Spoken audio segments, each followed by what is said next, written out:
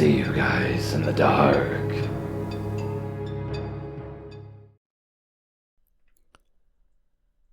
This happened in the year 1989, when I was 9 years old. I lived in a middle-class neighborhood in Forest, Virginia. It was a Mayberry-like neighborhood. Most everyone knew each other. No crime, lots of families. Not everyone locked their doors at night. There were lots of kids my age in the neighborhood, but the two on my street were my closest friends, Mitchell and Chase. The three of us were sort of a clique. Whenever a new kid moved into the neighborhood, we liked to go see him together to see what he was like and decide if he was cool or not. That year, a new family moved into a house near the end of the street. They had just one child, a boy named Parker. We invited him out to play a few times, and he seemed pretty cool, so before long, he was almost one of the gang. Parker's mom was attractive, blonde, slim, always smiling. However, his dad was not a friendly man. He seemed annoyed by us kids, rarely spoke to us, and mostly just acknowledged us with eye rolls and grunts. He also didn't come outside much. He worked nights, so we didn't see him often during the week, and on weekends, he was mostly banging around in his garage. One Saturday afternoon in the fall, Mitch and Chase were both far away for some reason, so I went over to Parker's house alone to see if he wanted to play. He said his parents weren't home and invited me inside. That was a really strange experience for me. At 9, my parents never left me alone. They would call a babysitter over if they were going to be gone for even an hour. I asked Parker why he was home alone, and made no secret that I was weirded out by that. But he seemed totally fine with it, like it happened all the time, so that put me at ease. We watched TV for a few minutes, then abruptly, Parker got off the couch and said, "Hey, you want to see something cool?" "Sure," I said. He led me down to the basement and pointed to a tool chest against the wall. There and here, Parker opened the bottom cupboard drawer of the tool chest, revealing a huge stack of Playboys. There had to have been 50 or 60 issues in there. I had no idea what I was looking at. I had never seen a naked woman before. The closest I had come was seeing the scantily clad Tanya Roberts in the movie The Beastmaster. I remember watching that movie and being vaguely intrigued by the female form. But what I saw in the Playboys was sort of repulsive. It wasn't necessarily the images of naked women that churned my stomach, but the dank and musty smell of the basement, the dim lights, the crinkled, stiff, flaky feel of the magazine pages, as if the moisture of the basement was slowly turning them to pulp. It just felt wrong and gross, and I wanted to leave. Still, I couldn't stop looking. I'd flip through one magazine, toss it back, then flip through another one. Somehow I had this strange notion that I was getting something valuable for free. So I needed to cram as much into my brain as I could. Finally, Parker said, "We better get out of here. My mom will be home soon. You can tear some of the pictures out and take them home if you want." I ripped out one of the centerfolds and stuffed it into my pocket. I didn't really know what I was doing. I didn't want it for any self-gratification purpose. I just had an idea that I could use it to impress Mitchell and Chase later on. When I got home, I stuffed the balled-up centerfold in the back corner of my closet under some toys, despite not having a deep understanding of what it was. Pornography. I was certain that if my mom found it, I'd be in big trouble. I went to sleep like normal that evening, but woke abruptly in the middle of the night to a rough hand shaking my shoulder. I immediately knew something was wrong, because neither of my parents would have woken me up so firmly.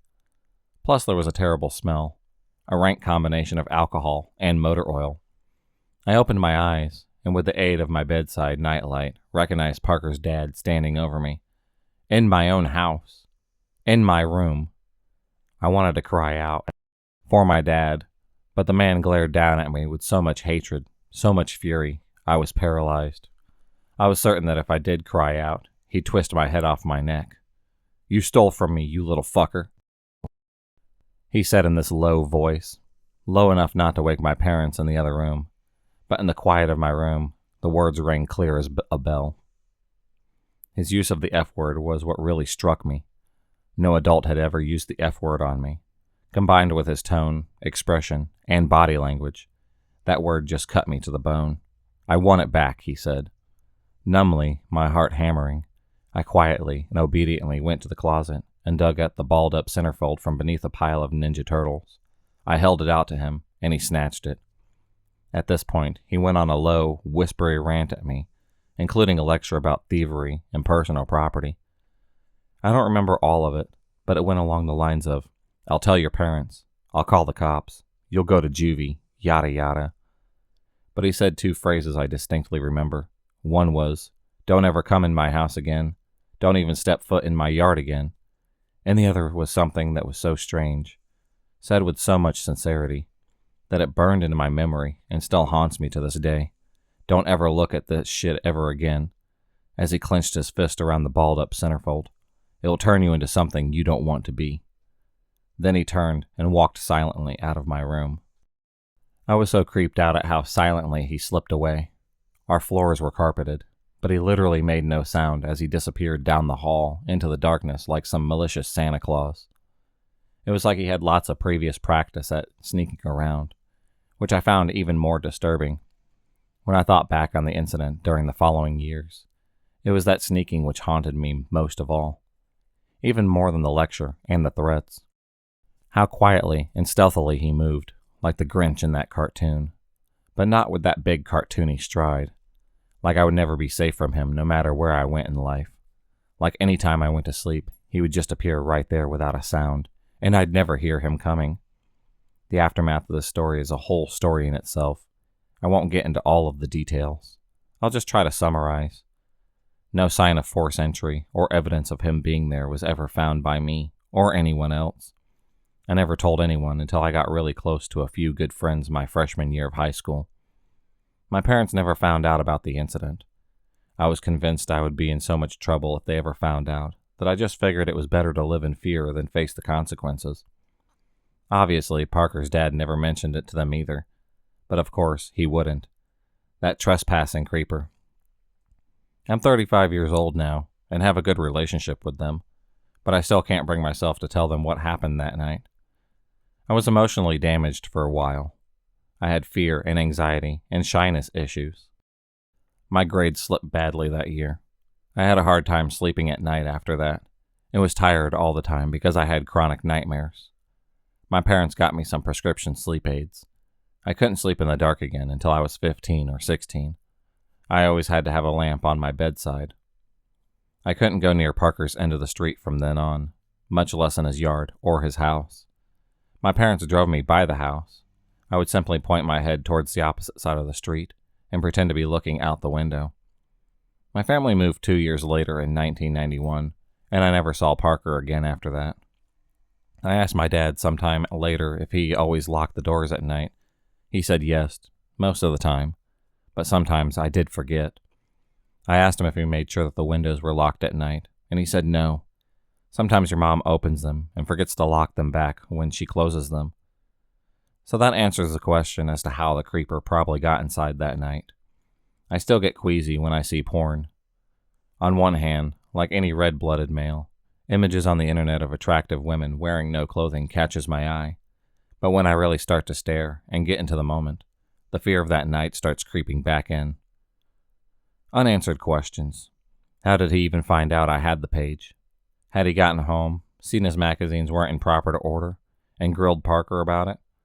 Why the hell would this guy make such a fuss and go to some extreme measures just to retrieve one torn-out page of an old Playboy? It makes no sense. What did he mean by, "It will turn you into something that you wouldn't want to be"? A trespasser? An asshole who terrorizes kids? A porn addict? Was what he did to me that night, in some weird way, his twisted attempt to try to do something altruistic to me?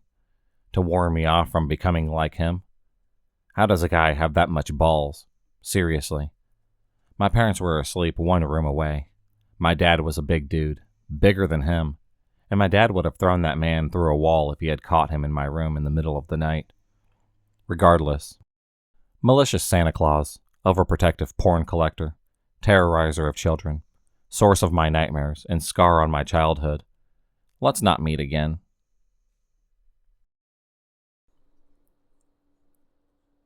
This happened back in the early days of my childhood. I was maybe 12 years old at the time, living just outside of a major city in Australia. It was Christmas Eve, and unlike other countries who have their white Christmas, Australia's Christmas is smack dang in the middle of summer. So the last place that you want to be is indoors, unless for some reason your house has an air conditioner, which 90% of the households do not. Since it was Christmas time, school kids were on school holidays, so I invited a friend over and convinced my dad to drive us to a swimming pool complex. It's a pretty large place, with cheapish food and a huge water slide. So naturally, we were pretty content staying the entire day there, spending our parents' money and enjoying the cool water. It started getting later in the day, and we were told that we had to go soon. We begged and pleaded to stay a little bit longer, which led to a compromise that we would have to walk home if we didn't want to leave now. Which we actually have done a couple of times before, since the pool complex wasn't too far from my house. We agreed and said that we would be home soon. It didn't actually take us too long before we wanted to leave, since the sun was setting, and the pool was getting a bit too cold for comfort. We placed towels around our dripping bodies, waved goodbye to the staff at the entrance of the pool, and began the trek home. It usually didn't take us all too long to get home, but today my friend had the brilliant idea to take a shortcut, which in turn actually ended up taking us twice the amount of time to get anywhere near my house. He then joked, saying, "At least we know for next time." I called him an idiot and said that we better be home by dark. So we were now getting really close to my house, and it was in fact dark out by the time. My phone was flat, so I was trying to speed walk as fast as I could, so I knew my parents would be wondering where we were. This shortcut we were on took us through some very dark and isolated streets. The suburban roads were narrow with streetlights stretched apart, leaving long, dim spaces of darkness. This was when we heard a car pull into our street. It was about 100 meters behind us. As it got closer to one of the streetlights, we could see its rusty blue van. And wait for it, covered in Christmas decorations. We immediately laughed and exchanged peculiar glances. Our faces turned to a more perturbed nature when the van started slowing down as it approached us. We heard a husky voice call out to us. I didn't quite hear what he said, but he was clearly trying to get our attention, and he definitely had it. We finally got a look at this guy, and wow, the smell was the first thing to hit our noses. Try to imagine rotten bananas mixed with a heavy scent of alcohol. I don't know why I said bananas, but that's honestly what it smelt like. He was wearing a Santa hat and asked us if we'd been good this year. He then reached into the back of his van and pulled out a red box that had been wrapped like a Christmas present. He then gestured for us to come closer. We said we really needed to be going, as our parents would be wondering where we were. He then pulled the greasiest smile that I've ever seen and offered to give us a lift to our house, and not to his torture chamber. This guy must have been pretty intoxicated to think that this was going to work on us. We said no thank you, as our house was just a few blocks over, and sped up our pace. We thought that this would make this guy go away, but he slowly cruised on the right side of us, trying to persuade us to get into his van, saying that he got loads of presents in the back, and that he doesn't know what to do with them. My friend started getting a little impatient, and told the guy that we didn't want his greasy presents. This seemed to piss him off, and he told us that we'd be on Santa's naughty list. He then drove 10 meters in front of us, swung his passenger door open, and said, "Look, the present is in the seat if you want to take it. You take it, I don't mind." We were now staying as far away from this guy's van as possible, staying off the path and onto people's lawns as we were walking. When we reached the point where we'd be walking past the van, I shit you not, we heard someone sneeze from the back of the van. My eyes looked into his, and I just pulled out my phone and said, "I'm calling the police." He spat on the ground in front of us, and then sped off down the road. We then bolted down a side route I knew took me directly to my house. Our adrenaline kept us fueled enough to run all the way home. When we got to my driveway, we agreed not to tell my parents, as they wouldn't let us go out at night again if they knew what had happened. I kind of wanted to tell him, but my friend insisted that we should keep it quiet and never take that shortcut ever again. We never saw the man again, and hoped no one fell for those presents he was offering. So, greasy Santa guy in the white van, let's not meet again. Here's some background. I'm 23-year-old female security guard at a retirement community. My position consists of sitting in the guardhouse and checking in visitor and contractor vehicles. Residents come in through a separate traffic lane that is serviced automatically. Santa Creeper is what I personally call the guy in my head, because I don't know what his name was, and he looks exactly like you'd expect Santa to look like. Forever jolly, white beard, and chubby. Except that he likes to wear Hawaiian shirts and drives a bright red car. When I first started this job a little over 6 months ago, I mostly worked shifts where I was by myself for hours at a time. I was also a lot more naive. Santa Creeper is a resident, and I knew this because he would drive through the resident lane to see who was in the guardhouse, leave through the exit, and come back through the visitor's lane to talk to me. To be honest, I liked talking to him. He was nice, and I don't get a lot of attention from people. Our talks only lasted a couple of minutes, and there wasn't any important information exchanged, but it was quite nice. After a month and a half into my job, I had a shift with my supervisor. We got along, so we were talking about the people that come through all the time. Which ones we liked, and which are assholes. That kind of thing, you know. So I mentioned the Santa Creeper. I offhandedly said he seems like a nice person, and my supervisor gets this look on his face. He told me how this guy has a habit of harassing female security guards and trying to lure them to his house. He tells me some of the things he had said, and I'm revolted. I completely trust my supervisor, so I believe him, and decide to distance myself from the guy. The Santa Creeper gets to the point where after the first couple of times I brush him off, and stop seeing him for a couple of weeks. I don't think he'll be back. I was wrong. 3 weeks later, he pulls up and starts talking to me. I didn't notice it was him because he decided to drive a different vehicle from usual, and it's dark out. He starts talking to me about a job at his house. I ask him what the job is, and he just says, "Oh, you'll see," and then winks at me. He then insists that I come with him right now so that he can show me. I refuse, saying that I can't leave my post, and he can see that I won't be persuaded, so he just leaves pretty easily. About a week later, I see him again. He winks at me and says a sweet for a sweetie and gives me a Hershey kiss. I instantly am suspicious, but I thank him and he leaves. I open it and it doesn't look right, so I throw it away. I saw him drive by in the resident lane a few times that night. He waves at me each time. A few more weeks later, he comes by and his wife is in the car with him this time.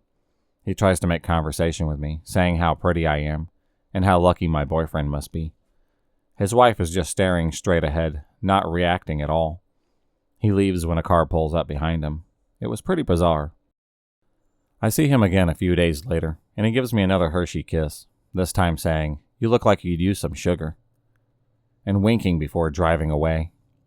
I was too busy to watch to see if his car drove past again. I didn't bother opening it. I just tossed it as soon as he was out of sight. I have another shift with my supervisor, and I tell him what's been going on. He looks pissed and says that he's going to have words with the Santa Creeper. Later that day, he sees him driving up and tells me to go into the back and talk with him. I don't hear what they said, but I do know what I didn't see when he came back again until after supervisor gets fired. For bullshit reasons. He was great at his job, and people still talk about how they miss him. With the new supervisor, I was assigned a day shift, so when I see Santa Creeper, he has to behave because there's always another guard on duty. I don't typically deal with him either. I let the other guard do it. I strongly dislike my new supervisor. He's aggressive, unintelligent, and an ass kisser. And I've grown to hate the company, partly because of how they fired my previous supervisor and the job, so that I will be leaving mid-June for a new one. Well, I pull up today to start my shift, and I see SC and the current supervisor talking. SC pulls away before I park my car. I'm instantly suspicious, so I ask my supervisor what they talked about. My supervisor, who is aware of the problems I've had with this guy, turns to me and cheerfully says, "Oh, he heard you were leaving and wanted to know when you were leaving." I asked him if he told him. And then he asks me, "Is that okay?" I'm not too concerned about the Santa Creeper and what he might do, because I'm never alone now. Especially when I'm here, because I've been put on day shift, and I park right where I can watch my car. But I'm staying vigilant. I really can't wait till I can quit this job and move on with my life. It was a few years back during Christmas, when my cousin's family spent the vacation with us. Churches in our place had this Christmas carol, and they visited every house singing songs, playing drums and giving sweets and chocolates to the kids, spreading the festive joy. When they arrived at our house, it was fun with the songs and drums playing. Some of the neighbors and kids had gathered at our house. The kids were excited for the candies. The Santa wishing everyone Merry Christmas, and shook hands and hugged them. They left our house, and a flood of children flocked after him for more candy. My cousin seemed to be a bit off. I asked her what had happened. That guy just groped me and had this evil grin on his face. She hates Santa Claus now. After that, whenever they visit us during Christmas, she would just stay in her room whenever the Santa Claus arrived. To that perv Santa Claus, who ruined my cousin's Christmas, I really don't want to see you ever again, and stay away from those girls, dude.